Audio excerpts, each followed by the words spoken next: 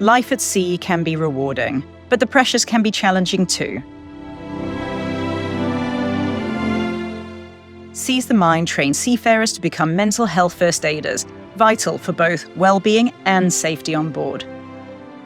Mental health first aid helps identify depression, anxiety, and burnout, creating safer, more supportive environments. Our globally recognized courses equip crew with the tools to support themselves and to support each other. Support your crew's mental well-being. Book your training with Seize the Mind today. Seize the Mind, mental health first aid for seafarers. Visit seizethemind.co.uk for more information. Welcome to this episode of Wife House Tales from the Superyacht Laundry. I'm here with the gorgeous Liezl, aka Yummy Mummy. Nice to meet you again. Hello. I've not seen you since on Tube last year. November, something like that. September. And now you've got a child. It September. all blurs into one. I was thinking that this morning, it's bizarre. Time goes differently when you've got a child. So before we get into yourself now and Yummy Mummy, obviously we always start with how on earth did you get onto a super yacht? Oh, wow. I need to take that back to India. I was at that point, I was a lawyer or a solicitor working at a compliance firm. That sounds exciting. Billable hours, hashtag. And I just woke up one morning saying, it's enough. And I took a sabbatical between 2 court cases. I ended up in India for a couple of months. I saw a guy jogging by and it was like love at first sight. And that's my husband, and we've been inseparable ever since. So what was he doing in India? Just nothing. Absolutely nothing. Now imagine taking that home to your father. Here's my unemployed boyfriend. And then we regrouped in South Africa. We started traveling and fell into yachting in Fort Lauderdale and haven't looked back ever since. So what were you doing in India? So you talk me through this. Like, so you've done what we would say traditionally women do. You got yourself a decent education, got yourself a decent job. Yeah. What happened? I got everything I wanted. Mm-hmm. And then I woke up one morning and it just didn't make sense. And I left the guy I was about to marry and packed my few belongings, borrowed some money from my grandparents. And that was the first time in my life I did something that wasn't scripted. And it was very scary. I didn't know. I just knew I needed to be there. And now I know why, because I met the most incredible man. So, and that set me off on this course. So what did you go to India because of Eat, Pray, Love? Because it's like she woke up in the middle of the night, she left her husband, she left her career. I was on the bathroom floor. You didn't go to... I have to say, I don't know, I must have read that book years ago, after heartbreak, Yeah.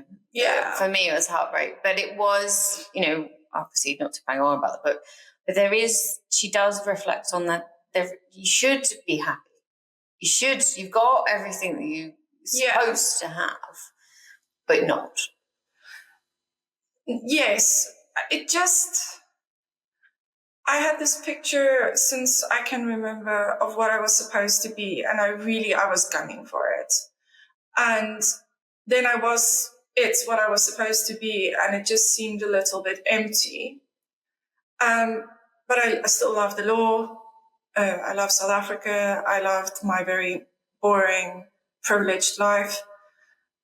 There was no reasoning.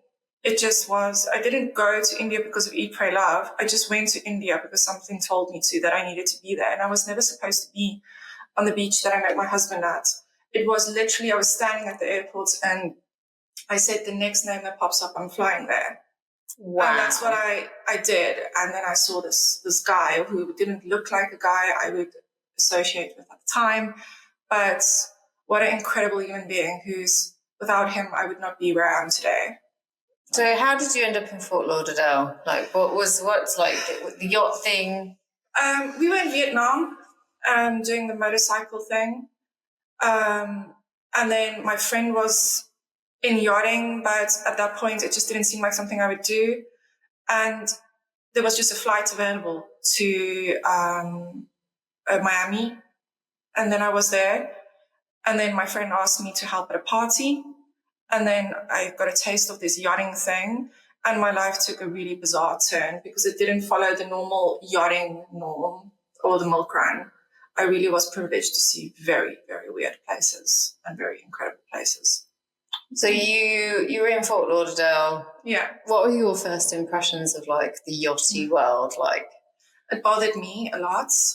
It wasn't pleasant, my first experience, because I came from spending a significant amount of time in Asia and in very remote places in Asia, like Kuching. Deprived places. Yeah. And there wasn't choice. And I found myself being significantly more at peace with less choice. And then all of a sudden you're in the US and you have aisles and aisles of cereal. And then I fell into yachting. And the first time I think where it hit home was when I opened the snack cupboard. And I've never been exposed to so much excess. And I'm not judging it. I'm just saying it didn't sit well within my soul.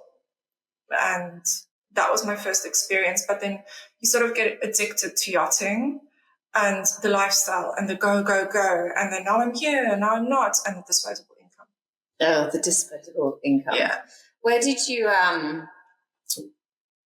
go that you on yachts? I know obviously you've travelled, but like what was the highlight of somewhere you went on board? Madagascar was very unique. Wow, you went to Madagascar. And I went to something incredible place I'll never forget that I really wish my husband was there. I forget. He went there like 4 years after with another yacht. It was Liezl, which was it's either Raja Ampat or Komodo. That was very unique parts in Hong Kong. It's all different yachting styles. I've seen incredible places, but let's say the most unique was Liezl. Where the sharks are swimming underneath your house and then you're like looking and there's sharks, and that was incredible. Mm-hmm. So you're on board. How did you find the transition? You know, obviously you're going into you've just been, I imagine it would probably make it more difficult if you've been traveling, you know, freely, kind of doing whatever you want, whenever you want, to then work on board where you're told what's happening all the time. I found it actually, it's a shock. It was a shock. But I found it quite peaceful to be told and not have to make decisions. What am I wearing? What am I eating? Everything is provided. Mm. So there is a piece that comes with that too, I feel. But I do, I read somewhere, I don't know if this is true, Johnny Depp funded a study when he had a yacht.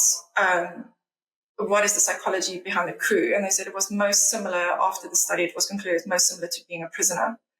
And wow. I wouldn't say I experienced it to that extreme, but there are similarities. You get told what to eat, what to wear, where to go, when your break time is, when to sleep. So it has, I guess, its pros and cons depending on which side of the fence you're at. That's what it's a very glamorous prison. Yeah, for sure. With day release, sometimes. Yeah. So when you're on board, how long did you last in the industry? 11 years? 11 years, yes. Yeah. Oh, I always knew I would leave. There would be a day or a month where I know it's time to leave. And then that day came. And I knew, okay, let's leave on a high. Can you think back to obviously you had it in your mind that you were going to leave on a, you thought that it would just be a switch. Yeah, it was quite a... Well, are you quite like that as a person? Like once you've made your mind up, that's kind of it done kind of thing. On the outside, yes, but on the inside, I'm like not as peaceful. But my switch was different. I got the feeling that would be my last year. When was 3 years ago? In the beginning of the year, like, oh, this would probably be my last year. But I didn't know why. And then I did a few temp positions that year, some more pleasant than others. And I met this guy on this boat. He was a guest. And my first thought was, oh, you look like Jesus, because it was a very bizarre entrance. And I heard he's a very famous spiritual teacher. And I asked him one night on a whim, what is the best place you went for authentic yoga to be trained? What made a mind shift? And he told me about in Sweden. But it's notoriously difficult to get a spot for the Kriya Yoga program, which is a couple of months, and you commit to certain things. And I said, you know what, that same night I applied, but they said they were full for a couple of years. And I said, if I get a spot by any means because someone drops out, that's it for me. And I got a spot. And I called Nikolai still that same night, and I said to him, I applied, and I'm worried I won't get a spot. He said, you will. I just know you will. And then I got a spot and I told him, and he said to me, stick with it. It's going to be very hard. And I said, I would do so. And when I got the spot, I said, I'm done now. And wow. So I had an easy, hard transition because I went off the grid for a couple of months with no access to the outside world or salt or sugar or news, or I didn't know there was a war in Ukraine until I got released in May or April. I had no idea there was a war. I just saw fighter jets coming over when I was working the lands and planting potatoes, etc. Oh my God. It was very bizarre. So all your exit. So did you have an exit plan before obviously this idea fell into your head, or like had you been thinking about, buying a house somewhere or anywhere you wanted to live, or like, was there any thinking about the exit? You just thought one day I'm just going to not be here. There was no plan.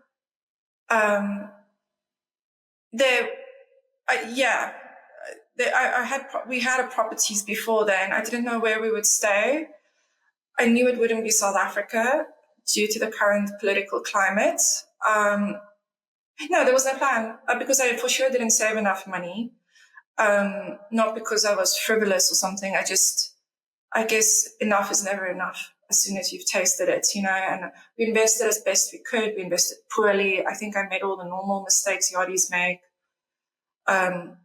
That's why I wish that I met someone like your husband, Tim, or something before, it's important. So yes, no plan. Why didn't you want to go back to South Africa? Why didn't I?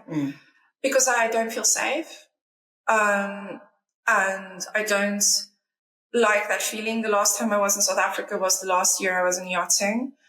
And I observed things that were very disconcerting to me. And within the 6 weeks I was there, because I was waiting for my British residency there, they broke in twice. They, meaning I don't know who they are. It was dark. And it was just not a good feeling. It's not a good feeling, and it's not how I wish to raise my daughter in fear. Is that changed in your, obviously growing up as a kid? Would you say that it's got worse over there? I think it's become more unstable, but possibly I wasn't so aware of it because I did lead a very privileged life. I know this is not the point of the discussion today, but as a Caucasian female, I was on the privileged side, which I'm well aware of. I just think it's going to take a lot of time for things to be resolved. One hopes. One hopes. So you're on board, you have a random conversation with a guest. Yeah, that's so random. And he suggested a yoga, it's like a training facility? It's a sadhana, which is, it's functioning within an ashram. Now, sadhana is, the first rule of sadhana is you don't speak about sadhana. It's like Fight Club. So yes, a training facility of sorts. But you immerse yourself in in what is known as yoga. Right. And it's 3 months. Give or take, yeah. Give or take. Depending on when he feels you're ready. Okay. What was that experience It's like? the hardest thing I've ever done in my life. It truly was. Because you go to a different place in your head. But now I'm sounding like a tree hugger. But you do go to a different place in your head because part of this program is at least 33 days, continuous days of silence. No reading, no writing, no speaking, no gesturing.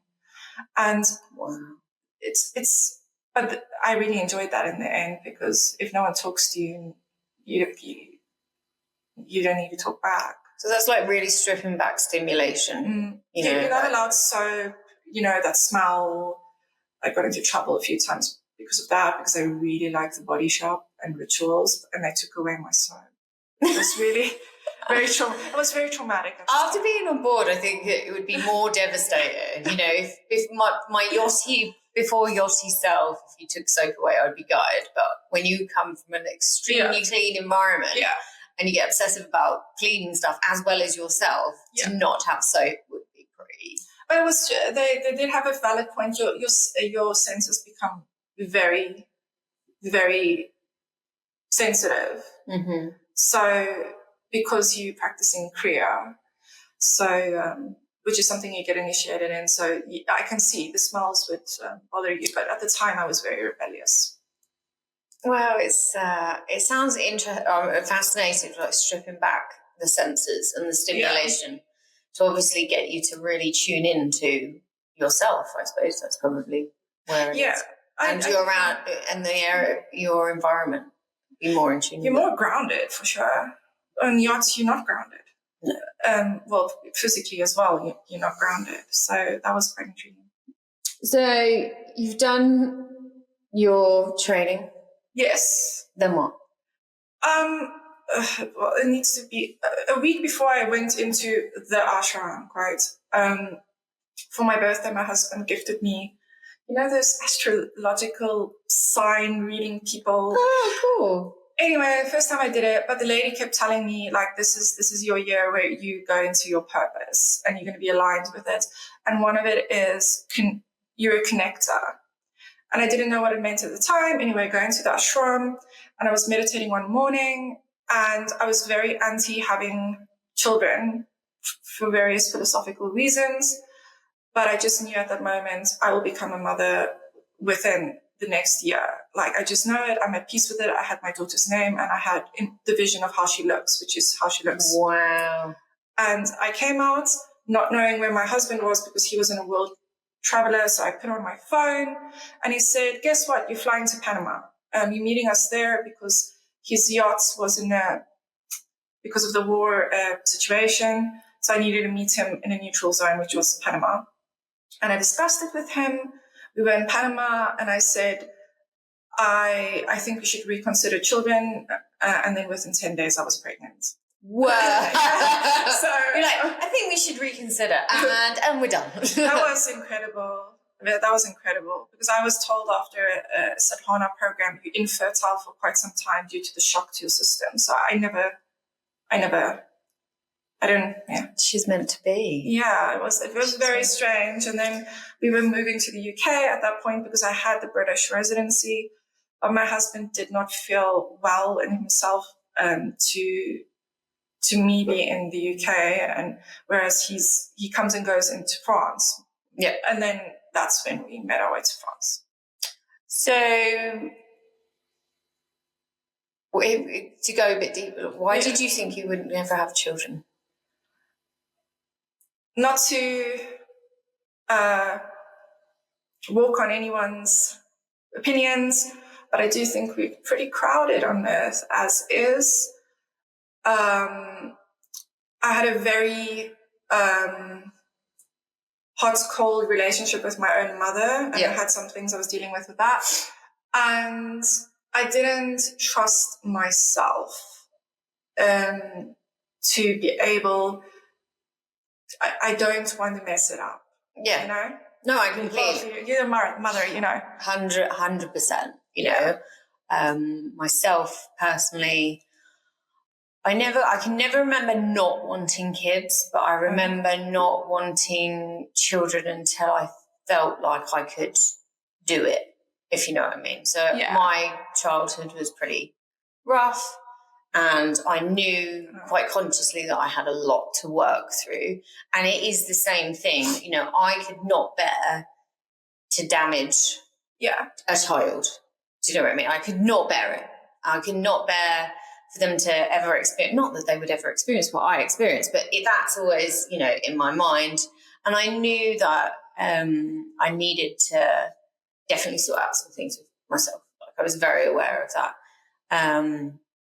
So I can completely empathise with that. And I think there's a lot of women. So one of the things that I'm noticing after interviewing lots of women, there's lots of women out there saying that they don't want kids. You know, it's same with you. The world is crowded. Yeah. And for various, I'm too selfish, I'm too self-centered, all of these things.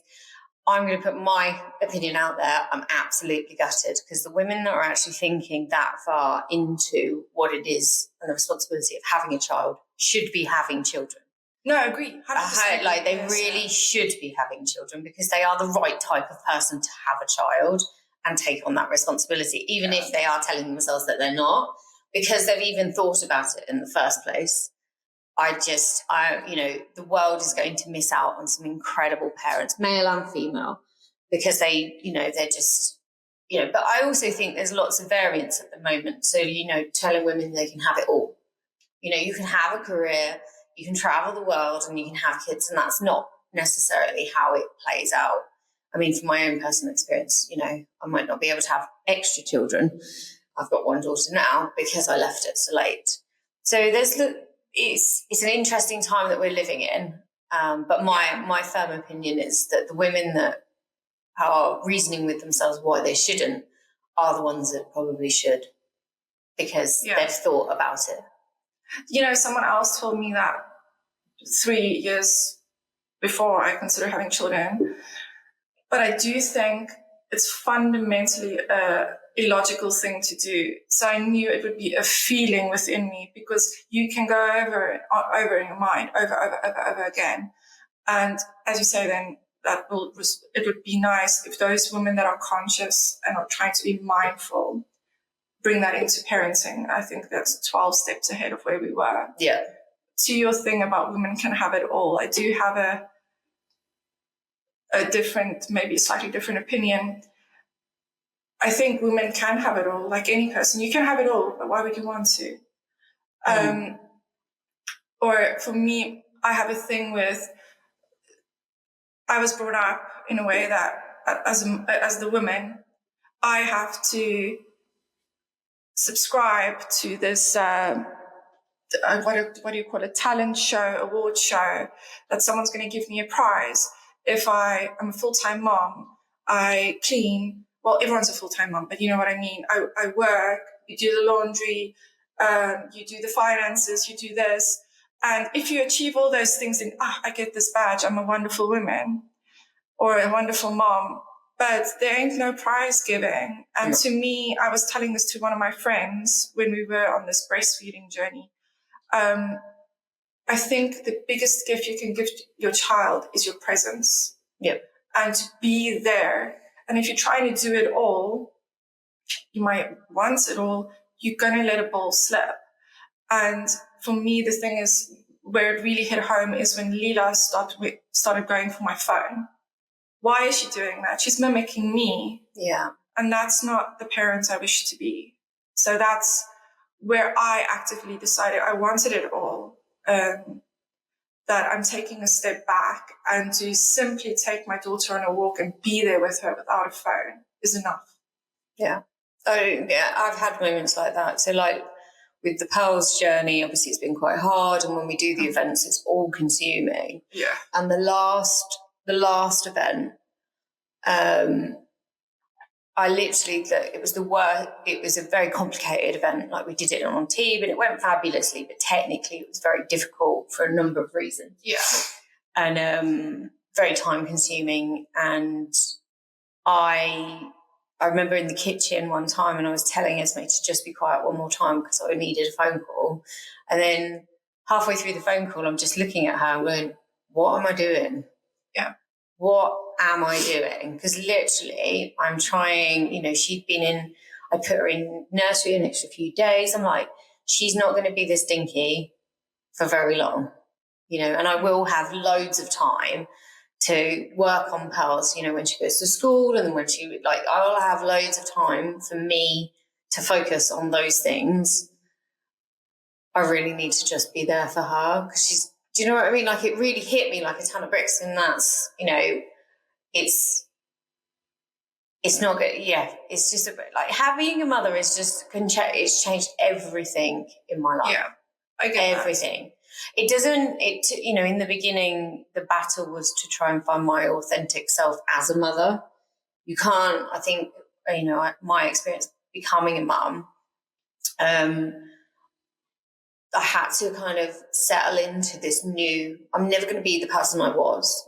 Yeah, but I'm not her either. Do you know what I mean? It's a new feeling, the insane sense of responsibility. And the perpetual cycle of grief. One psychologist I've spoken to on and off for years, Andre Killian, he wrote a book called Water. Dr. Andre Killian. I had a chat with him and I said to him, why am I feeling these things? And he said, 1.5 years, Liezl, 1.5 years. It's a perpetual cycle of grief, because every day, for instance, Leela's learning something new and she lets go of the old. And you're like, oh, I lost that. Oh, but I gained this, over and over and over again. So it's only natural that you would feel that way. Yeah, it's, it is. How did you find becoming a mum? So obviously Shock. You got 10 days, you're like, oh, okay, maybe let's give it a go. Uh-oh, it's happening. I found the pregnancy journey was not my favorite. I very openly say that, because you lose all control over your body, which it's all about control for me. And then you all of a sudden have this little thing that needs you all the time. And you're so exhausted that I found I couldn't even think straight until very recently, when my mother-in-law came to help me now for a couple of months and I could sleep and I stopped breastfeeding, which is a big thing hormonally. I'm feeling more and more myself. And I know this is probably such old rhetoric. Most women probably say this, but I feel like I couldn't even think straight. You can't, like that, obviously you talk about time on board and you're doing these long stints and do you know what I mean? And obviously after 2-3 weeks, it's over. Yeah. Babies take it to a whole other level, like literally, I remember one time feeling, exactly the same, like just couldn't function. No, you can't. And, I was complaining about some hours on yachts until I was telling my yachty friend the other day, I don't mean to sound like that, Mom, but you have no idea. You have no idea, especially if you breastfeed. Because if you have a bottle-fed baby, you can sleep. Yeah, and you can sleep. But breastfeeding, you just have to. And it gets to, I remember just passing out one day standing, and I had to call one of my friends. I said, no, you have to take Leela now so I can just for 40 minutes close my eyes. I cannot do this. And especially if you're yachting and you're pregnant and you give birth and your partner most likely is also in yachting, you're a single parent. So it all comes down on you, and it's so overwhelming. It's so overwhelming. What, I don't know, I decided, did you ever think about not breastfeeding? Yes. Because I did it for as long as I could. Okay. But I feel like my journey with it, I did it for probably 9.5 months, nearly 10 months. We moved house. Wow. And basically that's when it just, you imagine, because obviously for all those people that haven't breastfed, it all relates to stress. You stop producing. If you're not eating properly, drinking properly, then you struggle to produce. And then obviously, it's. So we moved house, and my journey naturally came to an end. There was no way I could move house, still breastfeed, not sleep through the night as well. It was just, I think my body just stopped. Well, which is sort of great in some regards for yourself, because I have heard of some women having a very dangerous journey stopping. Mine just stopped by itself before I could really make that decision. When Lila and I ended up in the hospital and she had COVID, which isn't the problem, the COVID, she stopped eating, which was the problem, or consuming milk. And the shock, for me, seeing my daughter like a little doll, made it just stop. But I did consider before that stopping, because it was just so much, because I was pumping as well, because it was the sleep consultant's recommendation for my daughter that she drink from a bottle. So I allowed people to get into my head. I think my journey would have been more seamless, but you're so exhausted by that point, you'll just do anything for that sleep. You'll buy anything. I'll read anything, but wow, if I can actually continue to read up the sentence properly. Yeah. But you do try and do anything. So you're in France. Yeah. You've got a baby. On the way. Did you think about, in this whirlwind, what you wanted to do job-wise?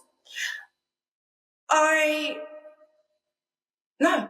Didn't have time. No, I was pregnant, and then we moved from there to the UK to finish my visa things, from there to Poland to go to Greg's parents and pick up the last of the stuff, to France, and we had a month to settle in before we had to go to sea. And I felt a natural inclination towards yoga, so I thought, why not teach in English? But when I arrived here, and we spoke about this a little bit before last year, I knew immediately, like, now I'm aligned with my purpose, which is connection, and I can't do this alone. So naturally, as a woman, when you're pregnant, you want to be in a community, naturally. So I thought, if I'm feeling this way, surely there's someone else feeling this way. And what started as hey, do you want to be my friend on Facebook, just exploded into what is now known as Yummy Mummy. So you started, it started with teaching yoga, pregnancy yoga. Well, that's one of the things I do teach, but traditional yoga, yes. And then because I did extra courses in pregnancy yoga, I do like to do that. I like accompanying women on that journey. It's so important. So you're creating a business. Well, you were saying it's not the intention to create a business straight out the gate. It was more a sense of, there's got to be other people out there like me. Yeah, there wasn't how can I make money of this, because I knew my income would stop at some point in my pregnancy journey. It was something I loved. So it was a yoga business. Now it's more a philosophy and a movement, a brand. And now I do teach some yoga, but it's more about, for me, the movements and what it means. Yeah. Okay. What does it mean? It's community. Mm-hmm. I do feel we are inclined as humankind to move back towards the more communal living spaces. So I wanted to create that within whatever that may mean in the south of France, and be open to whatever Yummy Mummy can evolve to. So it's community, connection. I feel people need to and want to connect. How easy was it to make friends?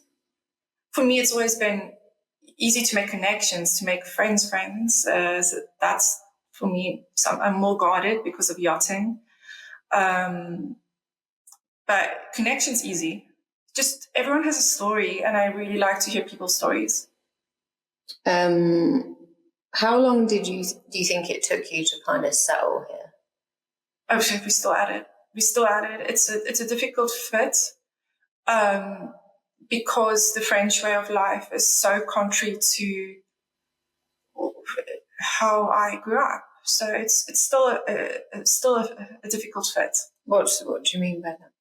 So one of the things that were pretty evident when I was pregnant was the lack of information in English. So that's what the other philosophy of Yummy Mummy is, nurturing through knowledge. And that's why I blog, about the process here. It's very limited, the information in English. And what is forgotten is the expat that arrives here doesn't speak fluent French. So I really wanted to facilitate that process as well. A lot of it's a language barrier, and culturally, my daughter is still half South African and half Polish. We just have a different way of doing things than the French. Do you think that France would be a forever home for you guys? That is the discussion point this week, and I'll let you know after.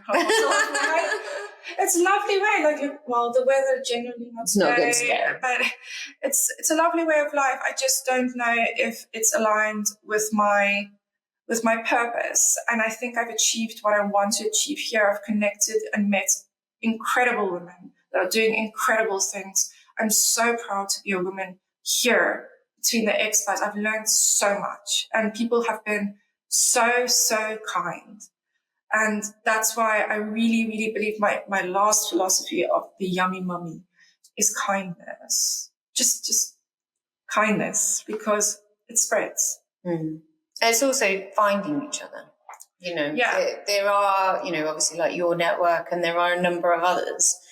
I think one of the reasons obviously starting Pearls, the yachting experience is so unique, and it changes you. Yeah. I would probably put it on par with people that have travelled extensively as well. Yes. Travelling extensively. Now, I mean, really living in, being away for years, experiencing like really different places.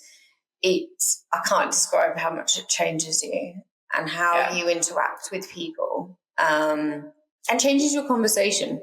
And I think yachting does that too. It is a very unique experience.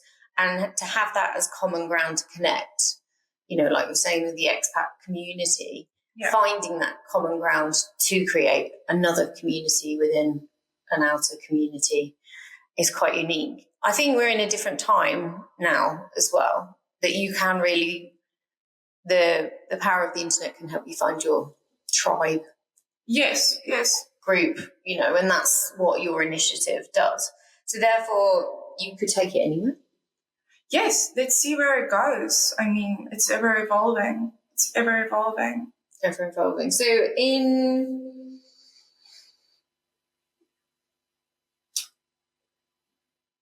when you look back at your life on yachts, mm-hmm. is there anything you would have changed or done differently? I've really put conscious effort in the way I communicate, because I never knew I came across as blunt as I did, which was never the intent. I'm just a lazy speaker, so I tend to cut my words, and it comes across really rude. And it's only when I left yachting that I realized people think you're bloody rude, Liezl. You better, and then they think you're arrogant. So I'm trying to correct that. I don't know whether that's correct, though, because I would probably say a lot of people used to say that about me as well. But I think I would probably put it towards the travel. You don't need to. Do you know what I mean? I found it quite freeing to just say what I wanted to say. No fluff. No. It's only when you try to go back on land and you're cultivating relationships that are probably going to last a lot longer. Yeah. You have to go, maybe fall back into the norms. Yeah, because I don't think you're particularly blunt myself. But then, maybe I should rather say it shouldn't. Not everything has to be my way. Mm-hmm. Sometimes you want to get something done, and you know how to do it quickly. So you're like, do this. But the person on the receiving end of that might think, oh my word, what the hell is this? So, yes, and when my husband and I traveled extensively alone, we only had each other, and you develop shorthand. Yeah. And that might have been beneficial at the time, but maybe not in yachting and on land. I found developing relationships on land is different. Yeah. And if you're in the yachting industry, we talked about this in other episodes, if you're in the yachting industry for a long time, I'd say to women on board, don't underestimate how hard sometimes it can be to make friends, because you forget. Yes. Because you're given people. Do you know what I mean? There's zero effort put into finding someone to communicate with. And it's such a bizarre reality if you think about it. No one that's not in yachting, that's not in yachting can really understand until you do it. You're living with the people you work with, and they're also your friends and your free time. And if you want to explore a vessel, for instance, this is it. This is your tribe. And personally, when we had off days, I just wanted no one. You just want to be alone. And so are you making friends? I don't know. I made 2 friends in yachting in all my years that are still my friends. But those are people that we actively do not speak about yachting when we see each other. Because, how many times can you answer what boat you're on? Where are you cruising? What's your position? Blah, blah.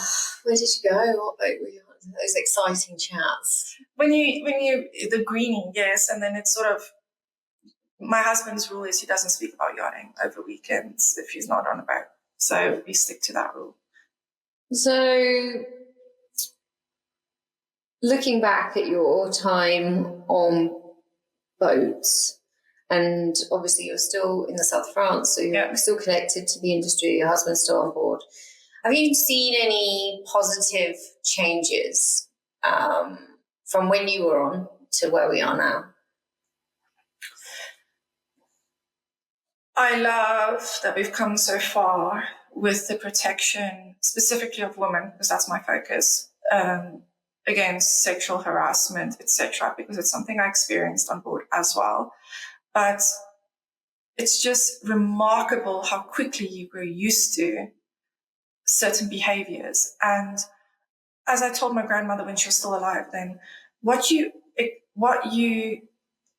will accept in year 1 is X. Mm-hmm. And then little bit by little bit, that fence moves. And next year you're like, oh no, I accept this. And then it just becomes a norm. Oh, that's just yachting. That's just how it is. But it's not, it doesn't make it right. So I love the movements now to protect women, because I asked my husband the other day, would you allow Lila to be in yachting? He said, under no circumstances, because he saw firsthand what I went through. And as I've been very open about it, I haven't had the most pleasant yachting experiences. Potentially, many of it was also my own fault because I didn't research vessels more, or et cetera.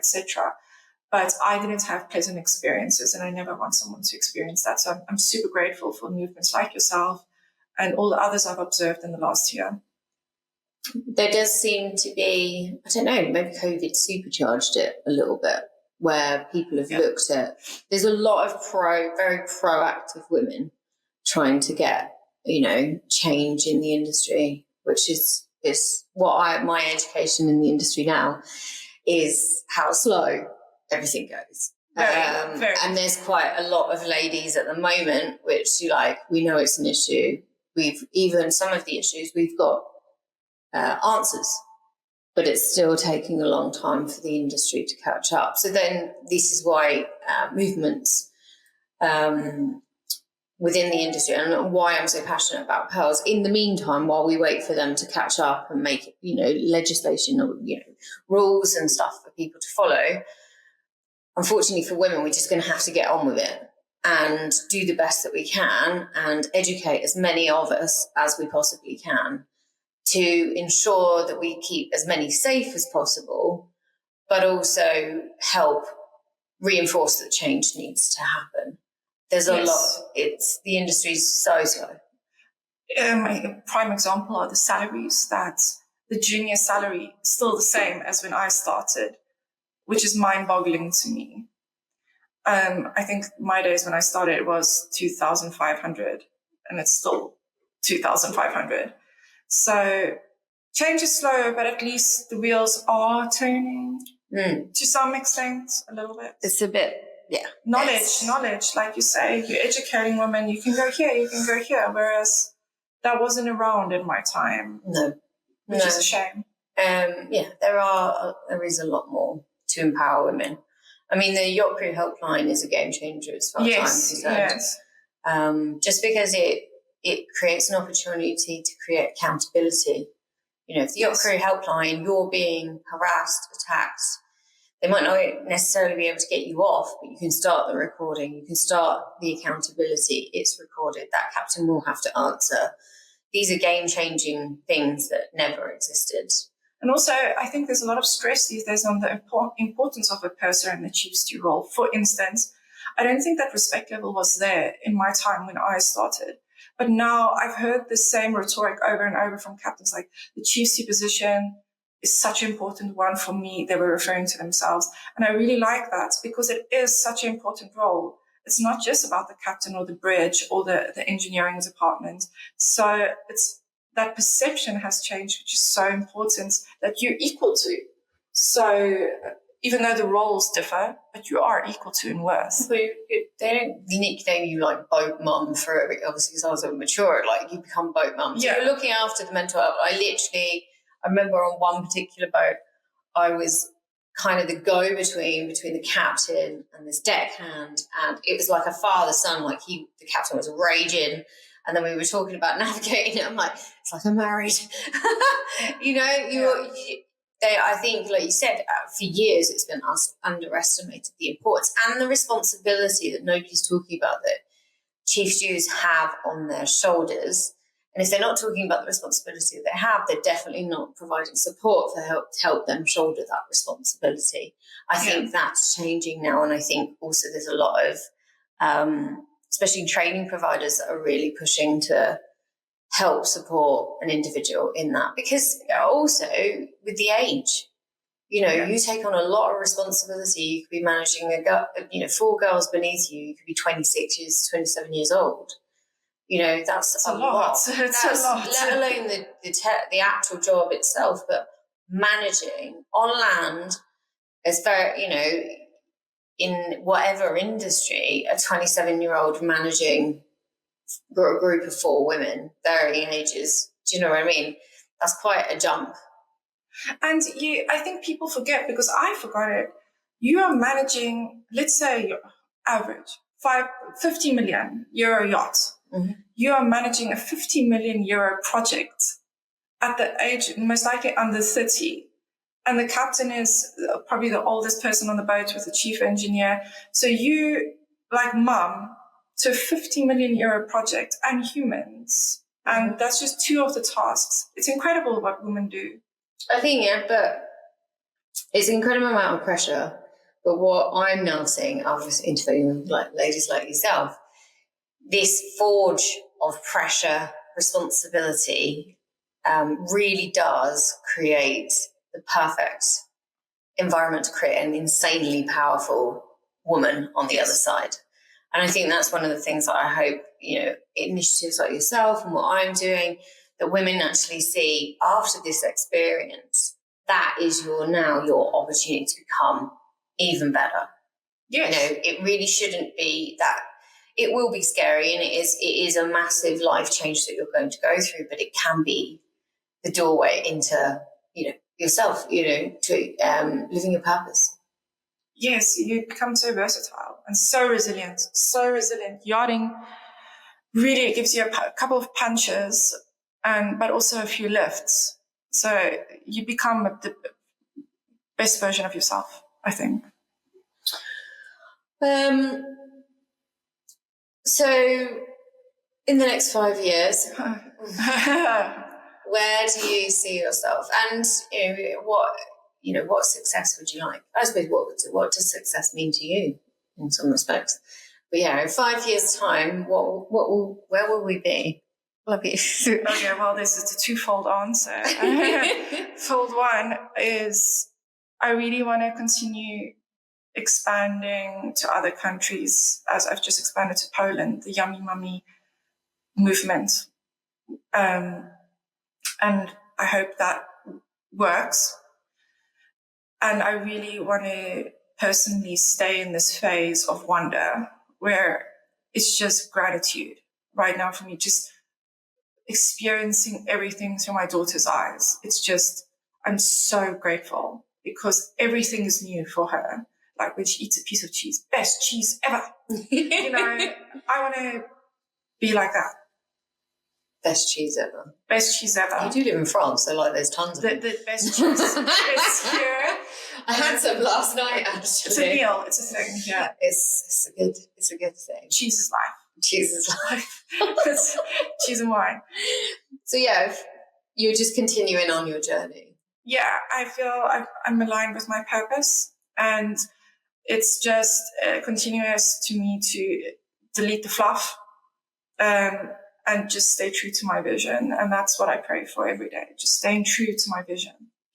So imagine now you're talking to a lovely lady in the laundry right now. She's done 5 bed sets. Tumble dryers are on. What is your advice to her right now? With the melees in the background.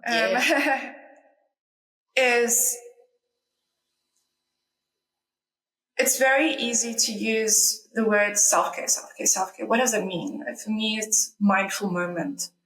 So what I always tell my girls is, now is your 10 minutes. Just go away. Go away, put off the radio, I got you, and go have that moment. And all these moments combined over a year is remarkable for your emotional resilience. Do your moment, take your 10 minutes.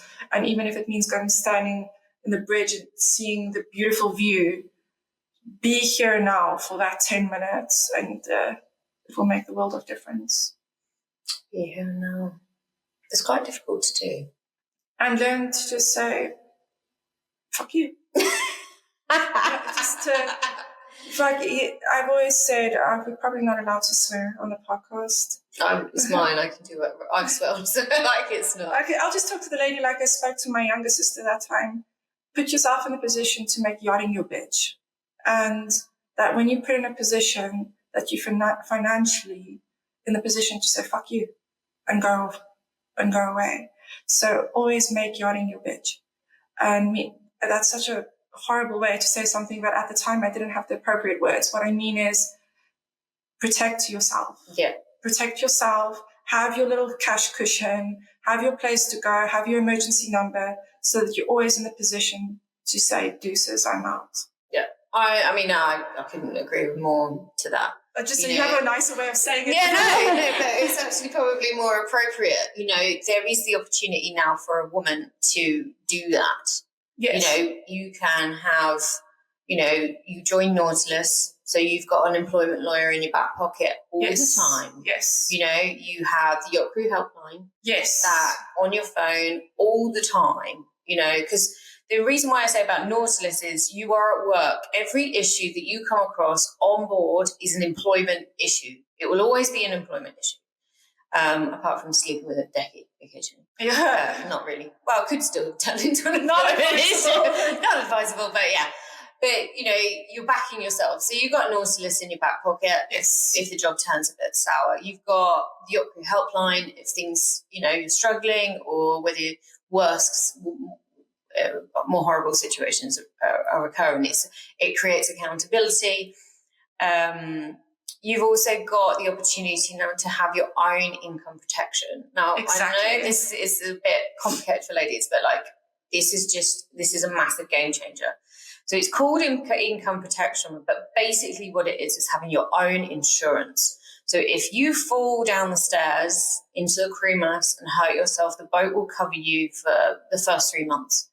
Generally, that's how it stands.